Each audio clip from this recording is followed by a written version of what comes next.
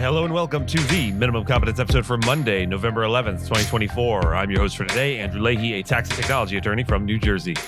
On today's episode, Judge Merchan's coming ruling on Trump's hush money case, challenges facing Trump's deregulation push, record law firm profits in quarter three, and the NLRB's shift on unionization threats. Let's remember, the only limit to our realization of tomorrow is our doubts of today, and read today's legal news. On this day in legal history, November 11th, 1991, indictments were formally announced in the notorious Lockerbie bombing case, marking a significant milestone in international criminal justice. U.S. and U.K. prosecutors indicted two Libyan nationals, Abdelbaset Ali Mohammed al-Megrahi and Lamin Khalifah Fhimah, in connection with the bombing of Pan Am Flight 103. The attack took place on December 21st, 1988, when the plane exploded over Lockerbie, Scotland, killing all 259 people on board and 11 residents on the ground. This tragedy led to a complex multi-year investigation involving multiple countries and was one of the deadliest terrorist attacks in the West prior to September 11th of 2001. The indictments represented a significant moment in the use of international legal cooperation to address terrorism, as both the U.S. and U.K. sought justice for their citizens.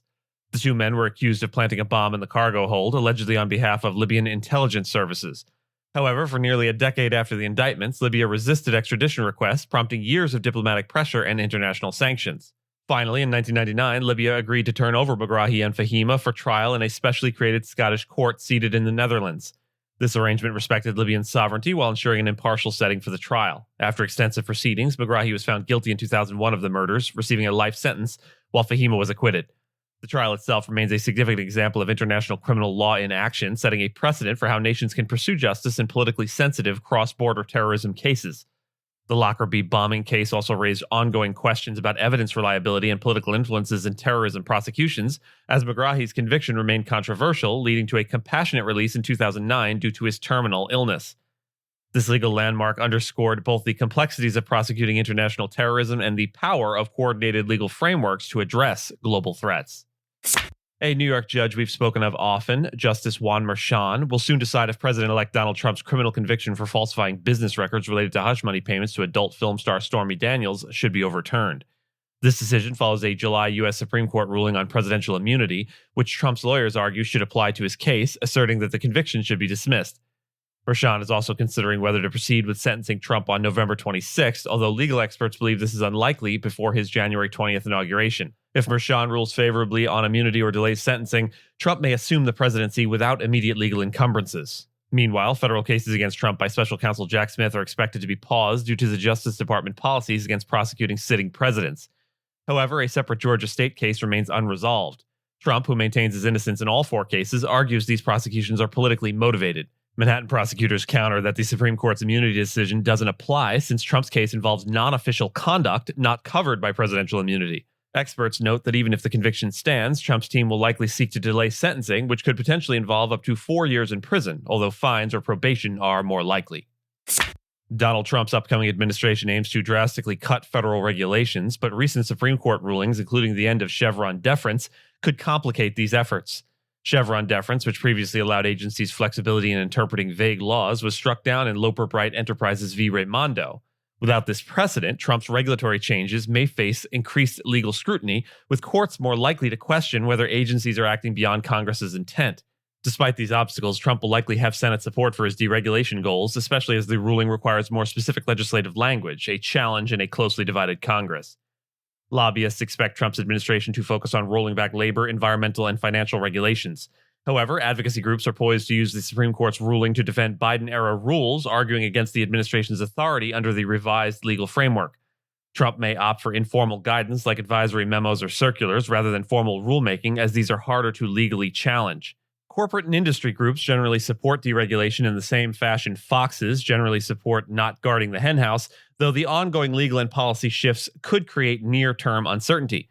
To establish lasting changes, Trump and Congress would need to pass new legislation, avoiding the ping-pong effect of policies fluctuating with each administration change. Law firms saw a substantial profit increase of 11.2% in the third quarter of 2024, largely due to high lawyer productivity, strong billing rates, and controlled expenses, as reported by the Thomson Reuters Institute's law firm Financial Index. This index, which aggregates financial metrics from 195 large and mid-sized firms, recorded its second highest score since inception, highlighting broad-based demand growth across multiple practice areas. Litigation demand rose by 4%, with gains also in corporate, real estate, labor, employment, and bankruptcy practices, while only intellectual property showed a slight decline. The report contrasts 2024's strong diversified demand with the post-2021 demand slump, suggesting more stable long-term profitability for law firms. With Donald Trump's recent election win, firms anticipate additional work in areas such as regulation, compliance, antitrust, and energy. Although declining inflation may limit further billing rate increases, firms remain optimistic about the potential for new legal work stemming from significant regulatory changes expected in early 2025. The National Labor Relations Board, or NLRB, has overturned a 40-year-old precedent, ruling that employers can no longer generally warn workers that unionization will harm their relationship with management. This ruling came from a case involving Starbucks, where the company allegedly made unlawful threats to employees during a union drive at its Seattle roastery, warning them that the unionizing could lead to reduced benefits and suggesting it would be futile. The board's decision revisits the 1985 TriCast Inc. ruling, which had allowed employers to legally imply that unionizing would alter employees' direct relationships with management. Although the NLRB ultimately found that Starbucks' statements encouraging a no vote to maintain open communication with managers did not directly violate the law, it changed the standards for such statements going forward. The board's Democratic majority explained that the earlier precedent was incorrect in permitting nearly any statement that unionizing would affect the employee-manager relationship. This decision reinforces the NLRB's recent actions against Starbucks in its efforts to unionize over 500 locations nationwide, requiring the company to stop unlawful behavior and delete certain social media posts. And with that, and as always, I thank you so much for listening to Minimum Competence, your daily news podcast for lawyers. If you're looking for more than Minimum Competence, links to further reading on all the topics touched on today are in the show notes. And reviews go a long way towards helping new listeners to find our show. If you have a moment and can leave a rating or review on your podcast player, we'd appreciate it. And if you know someone that might be interested in a story we cover, consider sending them the episode. But remember, nothing here should be construed as legal advice because it is certainly not that. Minimum Competence is available at minimumcomp.com and wherever you get your finely crafted podcasts. If you haven't checked out the website in a while, give it a look. There are complete transcripts and resources for each episode and its corresponding segments, as well as an opportunity to receive new episodes in email, newsletter, form. We'll see you back here tomorrow, and until then, remember, success is not final, failure is not fatal. It is the courage to continue that counts.